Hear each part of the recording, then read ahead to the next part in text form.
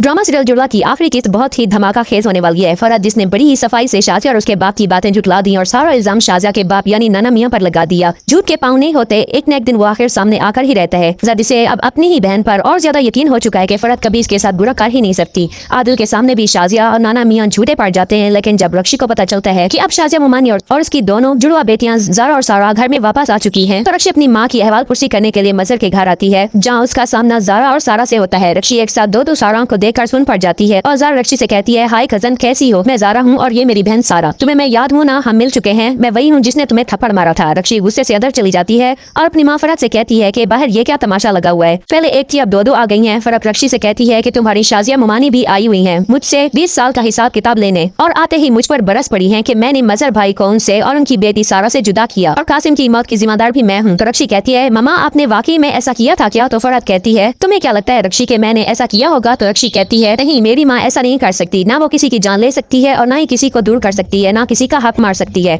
तो फरहत अपने ही मुंह से इकरार करती है, रक्षी तुमने तो मुझे इतना अच्छा बना दिया, लेकिन हकीकत यही है कि मैंने ही 20 साल पहले मजहर भाई साहब और शाजिया के बीच जुदाई डाली, इनके बेटे कासिम को मारकर अपने बच्चों का मुस्तकबिल बनाया ताकि भाई साहब की सारी जायदाद तुम सबको मिले, मेरे बच्चे इनकी जायदाद के वारिस कहलाएं। शाजिया ने जो कुछ भी कहा वो सब सच था, लेकिन मैंने बड़ी ही चालाकी से सारा इल्जाम शाजिया और उसके बुढ़े बाप पर डाल दिया। ये कहकर के बुढ़ा सटिया गया है, 20 सालों की बात उन्हें क्या याद होगी जिस पर शाजिया और उसकी दोनों बेटियां बेवकूफ बन गईं। शाजिया आज भी बेवकूफ की बेवकूफ ही ठहरी।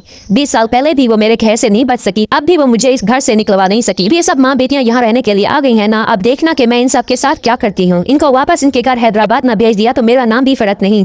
तभी रक्षी और फरहत हंस हंस कर शाजिया और उसकी बेटियों की बेबसी पर कहे लगा रही होती है कि आदिल रूम में आ जाता है और अपनी माँ फरहत से कहता है, इतनी बुरी, इतनी एहसान फरामोश, इतनी चालाक होंगी मामा आप, मैं ये सोच भी नहीं सकता था। तो फरहत आदिल से कहती है, तुम क्या कह रहे हो आदिल, मुझे कुछ समझ नहीं आ रही। तो आदिल कहता है, बनिए मत, मैंने आपकी सारी बातें सुन ली है मामा, आपने मामू के साथ इतना कुछ किया, वो भी सिर्फ इसलिए कि हम मामू की जायदाद के वारिस बन जाएं। तो फरहत कहती है, हाँ किया मैंने ये सब। तो आदिल कहता है, क्यों मामा, आपने ऐसा क्यों किया? तो फरहत कहती है, तुम्हारे मामू ने तुम्हारे बाप से मेरी शादी करा दी थी, जबकि इसके पास कुछ भी नहीं था। जो लाइफस्टाइल मुझे चाहिए था वो तुम्हारे बाप के पास नहीं था और तुम्हारे मामू के पास था, इसलिए मैंने तुम्हारे बाप को छोड़ दिया और भाईजान के घर आ गई सारी जिंदगी उनके साथ रहने के लिए। भाईजान से मैंने अपनी जिंदगी बर्बाद करने का बदला लिया और इनकी जिंदगी भी तबाह कर दी, क्योंकि इन्होंने तुम्हारे बाप से मेरी शादी करवा कर मेरी जिंदगी तबाह कर दी थी। तो आदिल कहता है, इतनी बुरी होंगी आप, आपको क्या हासिल हुआ मामा? उस मासूम कासिम की जान लेकर शाजिया ममानी को मामू से दूर करके ज़ारा और सारा को एक दूसरे से अलग करके आपको आखिर क्या मिला? तो फरहत कहती है, सुकून, सुकून मिला मुझे आदिल। फिर आदिल अपनी माँ से कहता है, इससे पहले आपका ये चेहरा मामू के सामने आ जाए, अपने जुर्म का एतराफ कर लें, अभी भी देर नहीं हुई। तो भी मामू और मुमानी के बीच गलतफहमियां हैं, उन सब को आप ही ठीक कर सकती हैं। तो फरहत आदिल से कहती है, बरसों के बाद मुझे भाईजान ने शाजिया और उसकी बेटियों से बढ़कर अहमियत दी है, मैं अपनी मेहनत यूं रायगा नहीं जाने दूंगी आदिल, जब तक के भाईजान की सारी जायदाद पर अपना कब्जा न जमा लूं। फिर आदिल कहता है, मैं आपको ये सब करने नहीं दूंगा, मैं मामू को सब कुछ बता दूंगा। तो फरहत आदिल का मुंह बंद करने के लिए उसका हाथ पकड़ लेती है और उसे अपनी कसम दे देती है और बात वहीं पर फिर से दब कर रह जाती है। तो व्यूअर्स, क्या आप चाहते हैं कि फरहत की सच्चाई जल्द से जल्द सामने आ जाए और ड्रामा का एंड हो जाए? कमेंट में बताना मत भूलिएगा, वीडियो को लाइक कर दीजिएगा और चैनल को भी सब्सक्राइब कर दीजिएगा। अल्लाह हाफिज।